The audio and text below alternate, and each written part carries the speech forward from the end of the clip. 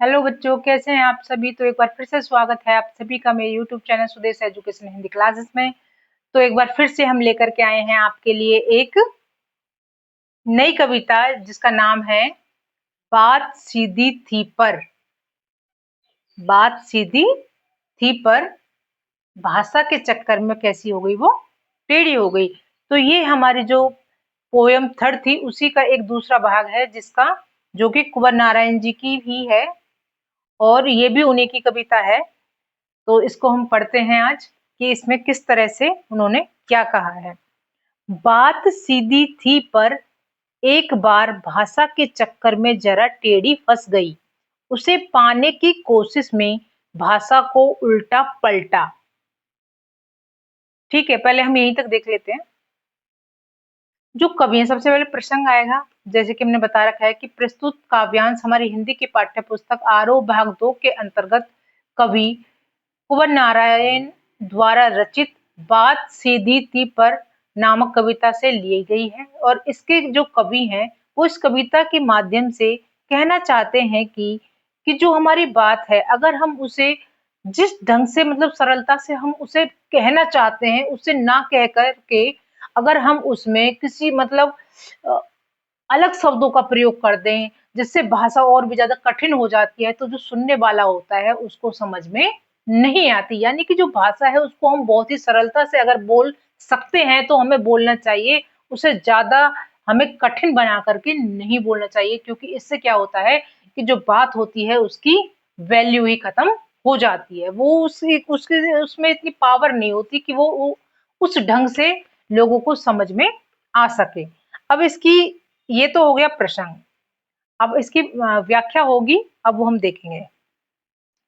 बात सीधी थी पर एक बार भाषा के चक्कर में जरा टेढ़ी फंस गई। अब कभी कहता है कि जैसे एक समारोह था, उसमें कभी जाता है तो उसमें वो एक भाषण देता है जिसमें उसको सीधी बात करनी थी। बात तो सीधी थी पर क्या हुआ, भाषा के चक्कर में जरा टेढ़ी फंस गई। अब जो कवि था वो अपने आप को इस तरह से अच्छा दिखाना चाहता था लोगों के बीच में कि उसने भाषा को थोड़ा सा उलट पुलट करके बोलना शुरू कर दिया। तो जो बात सीधी थी पर भाषा के चक्कर में जरा टेढ़ी फंस गई।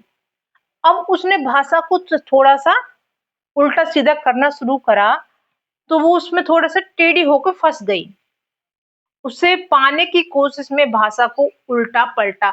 अब उस भाषा को पाने के चक्कर में उसने क्या किया कि वो कोशिश करने लगा कि उसमें कुछ उलट पुलट हो गई। उसके बाद आप आगे देखिए।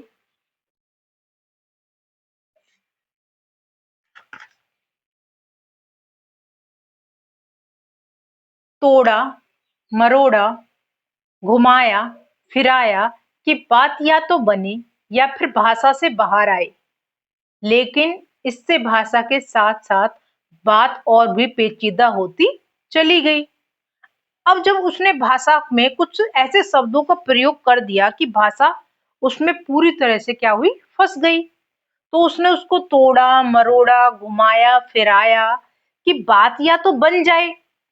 अब वो जो उस बात को कहना चाह रहा था, उस टॉपिक से वो क्या हुआ, थोड़ा सा भटक गया है। इसीलिए वो उसको तोड़ मरोड़ के घुमा फिरा के उसी बात पे आना चाह रहा है कि या तो बात बने या फिर भाषा से बाहर चली जाए। लेकिन उसे भाषा के साथ साथ बात और भी पेचीदा होती चली गई। अब उसने उन शब्दों का तो प्रयोग कर लिया, लेकिन क्या हुआ कि जो भाषा थी वो और भी पेचीदा होती चली गई, मतलब और भी जाकर उसमें उलझ गई उस भाषा के चक्कर में जिन शब्दों का प्रयोग उसने कर दिया था। अब आगे देखिए कि किस तरह के शब्द मतलब किस तरह से वो फंस जाती है कि सारी मुश्किलों को धैर्य से समझे बिना मैं पेज को खोलने की बजाय उसे बेहतर कसता चला जा रहा था। अब कवि क्या कह रहा है कि सारी मुश्किलों को धैर्य, अब जितनी भी जो परेशानियां उसके सामने आई थी, क्योंकि वो कुछ ऐसे शब्दों का प्रयोग उसमें करने लगा जिससे भाषा क्या हो गई थी, कठिन हो गई थी। अब इस मुश्किलों को धैर्य से समझे बिना उसने क्या किया कि जो पेज था, पेज को खोलने की बजाय अब उसको पेज मतलब जो उसने भाषा उसमें जो शब्दों का प्रयोग कर दिया तो उसको पेज का नाम दे रहा है कि जो पेज था उसको खोलने की बजाय वो उसको और भी अधिक कसता चला गया, यानी कि उन शब्दों का उसने और भी ज्यादा प्रयोग करना शुरू कर दिया, जिससे जो भाषा थी वो और भी ज्यादा बद से बदतर होती जा रही थी। मतलब जो श्रोतागण थे उनको कुछ समझ में आना ही बंद हो गया, क्योंकि इस करतब पर मुझे साफ सुनाई दे रही थी तमाशबीनों की शाबाशियां और वाहवाही। अब जो कवि था, जो कि भाषा के चक्कर में फंस चुका था, उसे सुनाई दे रही थी तमाशबीनों की क्या। अब वो मतलब इस तरह से बोलता तो जा रहा था, जो तमाशबीन यानी कि जो तमाशा देखने वाले होते हैं, अब वो उस पर वाहवाही कर रहे थे। ठीक है, उनको समझ कुछ नहीं आ रहा, लेकिन क्या कर रहे हैं वो, वाह वाह वाह वाह, बहुत अच्छा बहुत अच्छा, इस तरह से उसके धैर्य को और बांध रहे। तो वो और गलतियां कर रहा है, आगे बढ़ता जा रहा है। आखिरकार वही हुआ जिसका उसे डर था, और जोर जबरदस्ती से बात की चूड़ी मर गई और वह भाषा में बेकार घूमने लगी। अब उसे पहले तो अच्छा लग रहा था क्योंकि लोग उस पर वाहवाही कर रहे थे, लेकिन आखिर में क्या हुआ, जिसका उसे डर था वही हुआ। क्या हुआ कि जोर जबरदस्ती से जिसको वो खींचे जा रहा था, उससे क्या हुआ, बात की चूड़ी मर गई। बात की चूड़ी मरना यानी कि बात का जो असर था वो ही खत्म हो गया। जो मतलब वो कहना चाह रहा था वो उन तक पहुंच ही नहीं पाया। उससे क्या हुआ, बात की चूड़ी पूरी तरह से मर गई, और जो भाषा थी वो क्या हुई, पूरी तरह से क्या हो गई, भाषा में वो बेकार घूमने लगी। जो बात थी वो भाषा में बेकार घूमने लग गई। अब उस बात की कोई वैल्यू बची नहीं। अब आगे देखिए, हार कर मैंने उसे कील की तरह उसी जगह ठोक दिया। ऊपर से ठीक ठाक, पर अंदर से न तो उसमें कसाव था न ताकत थी। बात ने जो एक शरारती बच्चे की तरह मुझे खेल रही थी, अब बात उससे उल्टा खेलने लगी। अब आगे पहले देखिए कि हार कर मैंने उसे, अब जब बात इतनी उलझ गई और भाषा में बेकार घूमने लग गई, तो कवि ने क्या किया, हार कर उसने उसे उसी जगह पर कील की तरह ठोक दिया। ऊपर से तो अब जब किसी को कील की तरह ठोक देते हैं और किसी का पेच जब मर जाते हैं तो क्या होता है, वो बाहर से तो ठीक ठाक लगती है लेकिन अंदर से उसमें कोई भी कसाव नहीं होता, ना उसमें ताकत होती है। अगर हम उसे खींचे तो वो आसानी से बाहर आ जाती है ना। उसी प्रकार से जो बात थी उसकी चूड़ी भी मर चुकी थी, उसको भी ठीक ठोका गया था। बाहर से दिखने में ठीक ठाक लग रही थी लेकिन अंदर से उसमें कोई भी कसाव नहीं था।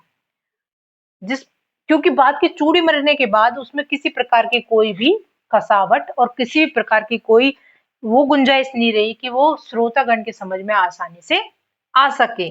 बात ने जो एक शरारती बच्चे की तरह मुझसे खेले, अब जो बात थी वो उल्टा कवि के साथ ही एक शरारती बच्चे की तरह खेलने लग गई। अब आगे देखिए,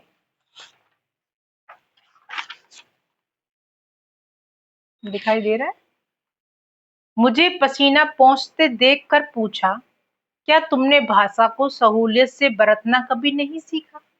अब जो बात थी उसे ऐसा लगा, अब उसे क्या हुआ, अब उसे पसीने आने लग गए, किसको, कवि को।